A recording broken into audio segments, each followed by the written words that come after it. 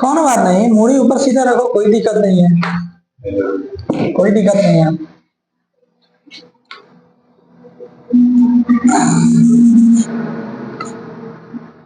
Khan sir तो बांस के लकड़ी धके बनाए टेस्ट है। आज कहाँ से कहाँ चल गया, हम लोग के पास काल चल गया। हाँ, बांस के फट्टा में धके चाप के उसका भी स्टैंड बना सकते हो। क्या जरूरत है पैसा खर्चा करने।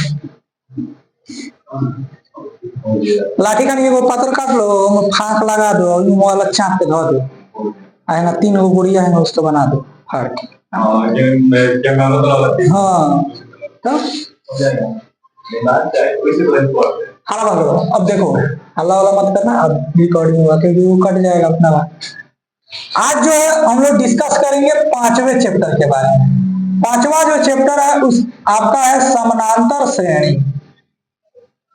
समानांतर श्रेणी, ठीक है, इसको सीरीज भी बोलते हैं। तो इसमें मेन क्या होता है आपको ध्यान रखना है, 5 से 7 होता है फॉर्मूला। उस फॉर्मूले को आप बारीकी से अगर याद रखते हैं तो उस फॉर्मूला से क्या हो जाएगा, ये पूरा चैप्टर जो है हमको फाइनली निकल जाएगा। सबसे पहले इसमें एक एक करके हम लोग चीज देखते हैं। सबसे पहला, अगर कोई डिजिट है, अंक है, वो समानांतर श्रेणी में है या नहीं है, उसको कैसे पहचानेंगे। तो समानांतर श्रेणी में अगर कोई सीरीज है या नहीं है तो उसको देखने के लिए सबसे पहले ये ध्यान रखना होता है, जे कोई अगर सीरीज है, अगर कोई श्रेणी है तो वो श्रेणी समान रूप से बढ़ रहा है या फिर घट रहा है, तो अभी क्या होगा, वो एपी में होगा, ऑर्थोमेटिक प्रोग्रेशन। ठीक है, तो श्रेणी में अगर है या नहीं, समांतर श्रेणी में, तो समान रूप से बढ़ना चाहिए। जैसे देखो 2, 4, 6, 8, 10, 12, ये देखो समान रूप से बढ़ रहा है कि नहीं, तो ये क्या होगा, एपी में होगा। सबसे पहला चीज हम लोग को एपी पहचानना है, जो एपी में है या नहीं है। अब देखिए एक और चीज बताते हैं, जैसे 6, 7, 6, 5, 4, 3, 2, 1। अब देखिए इसमें एको घट रहा है, समान रूप से घट रहा है कि नहीं, तो समान रूप से बढ़ना या फिर समान रूप से घटना वो क्या कहलाता है, एपी कहलाता है। इस एपी में और एक चीज आपको देखने को मिलेगा, डी। डी को क्या बोलते हैं, क्या बोलते हैं, डी को आपको ध्यान में रखना है। डी को क्या बोला जाता है, डी को बोला जाता है सार्व अंतर। सार्व अंतर बोलते हैं। ए को क्या बोला जाता है, तो प्रथम पद बोला जाता है। एसएन को क्या बोला जाता है, तो पदों का योगफल बोला जाता है, पदों का योगफल। ठीक है, एन क्या बोला जाता है, अंतिम पदों का योगफल, अंतिम पद। एन को क्या बोलते हैं, अंतिम पद। ये 3-4 चीज इसमें ध्यान रखना है। इसका एक लैंग्वेज होता है, ये आपको लिख के नहीं देगा, ये आपको देता है भाषा में, तो इसको ध्यान में रखना होता है। अगर ये ध्यान में रहेगा तो आपको आसानी से बन जाएगा। ये हो गया। उसके बाद आप फार्मूला पे आएंगे, तो फार्मूला में हम लोग सबसे पहला फार्मूला जो होता है वो डी होता है।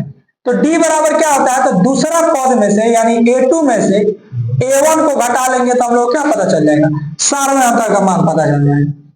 अगर मानते हैं किसी का पद निकालना है, जैसे कह देगा इस प्रकार से ये एपी दे दिया, कहेगा ना इसका 10वां पद निकाले, तो 10वां पद कैसे निकालेंगे। एक तो ऐसा फॉर्मूला होता है शॉर्टकट, अगर आपका ऑब्जेक्टिव है तो शॉर्टकट क्या होता है, ए प्लस, अगर 10वां पद का होता है तो ए प्लस 9d, यानी एक डी का मान कम कर लेना है, तो इस प्रकार से हमारा 10वां निकल जाएगा। लेकिन दूसरा हम लोग आएंगे फॉर्मूला से, तो उसके लिए होता है ए एन बराबर a plus n minus 1 into D. अब इसमें हम लोग देखेंगे जे a का मान कहाँ है, n का मान कहाँ है, तो इस तरह में जो है n का मान आपको खोजने में बड़ा कठिनाई होगा। ठीक है, तो इस तरह से उसमें नहीं लगाएंगे। यहाँ पे क्या हम लोग लगाएंगे, मानते हैं 10वां पद निकालना है तो a प्लस 9b, ये आसानी से लगा के हम लोग बना लेंगे। और ये फॉर्मूला आपको भाषा में करके देगा, तो भाषा में करके देगा तो वहां पे अंतिम पद मिल जाएगा आपका, पद की संख्या मिल जाएगा आपका।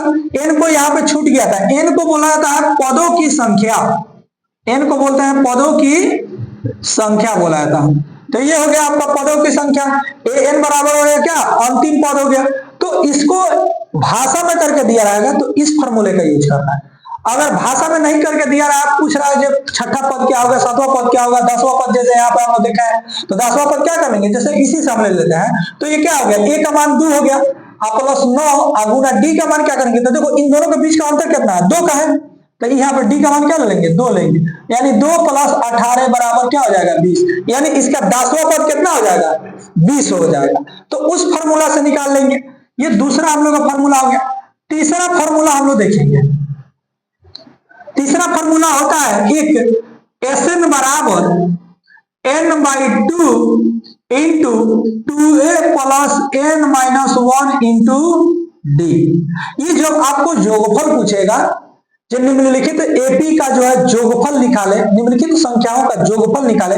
संख्या कुछ इस प्रकार से आपका एपी दे दिया रहेगा, श्रेणी, समांतर श्रेणी का, तो उस समय आपसे सही पूछेगा। दूसरा का इसी का होता है फॉर्मूला, Sn बराबर होता है n/2 into a plus an होता है। अंतिम पद को प्रथम पद और अंतिम पद का जोड़ कर देते हैं तो भी ये Sn का मान निकल जाता है।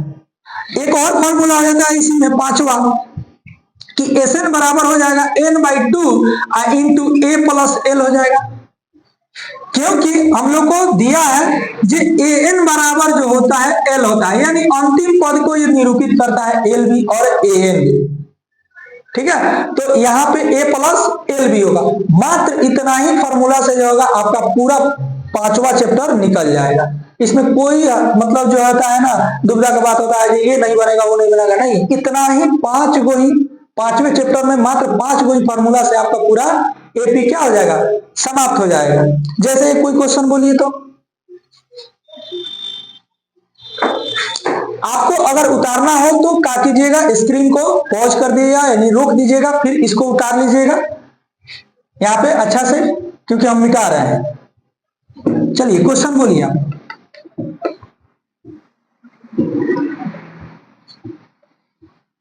कोई एक क्वेश्चन बोलिए।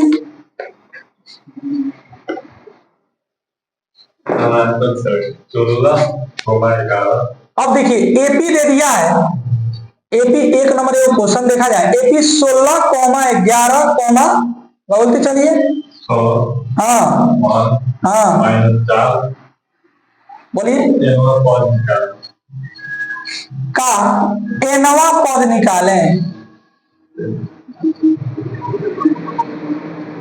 मतलब हम लोग से क्या पूछ रहा है, n का मान निकाले। n का मान कैसे निकालते हैं,